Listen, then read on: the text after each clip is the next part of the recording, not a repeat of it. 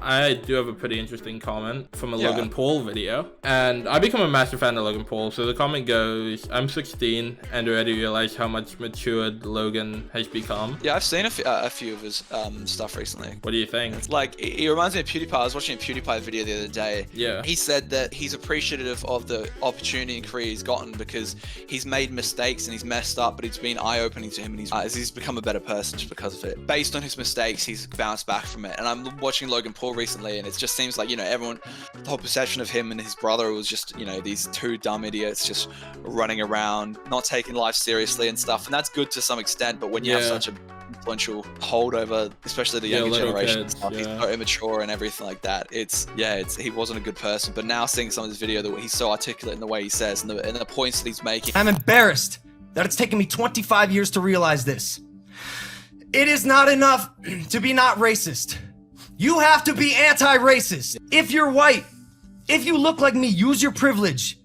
And for those who do not think white privilege exists, you are delusional and you are part of the problem. So what's your take on it though? He's one of my favorite creators now. I used to hate him. I used to think he was fake. And I did watch some of his older content. And looking back on it now, I realize it's probably not as bad as everyone made him out to be. Logan Paul summed it up really well. He was like just trying to push the boundaries, right? He was trying to do bigger and bigger and bigger and bigger because that was what was working. You know, he was like growing faster and faster. He was like doing bigger and bigger and bigger things. And then it all like led up to Japan, and he took it too far that one time. I mean, most people probably wouldn't film it or whatever. Most people probably wouldn't go that far, but I don't think it's too far of a stretch when you're so used to pushing it and pushing it and pushing it, and the numbers start getting to your head and you kind of become tunnel visioned on just getting more and more views, that you're bound to do something really, really stupid that you probably shouldn't have done. I don't know. I think it's different for every person. I get completely where you're coming from, but he could be pushing it in other ways rather than just kind of being offensive and obnoxious. Yeah, that's true. Yeah. There are other ways to push it without being like malicious about it. Like most people probably wouldn't have done the Japan thing. But like the fact that his audience is a lot younger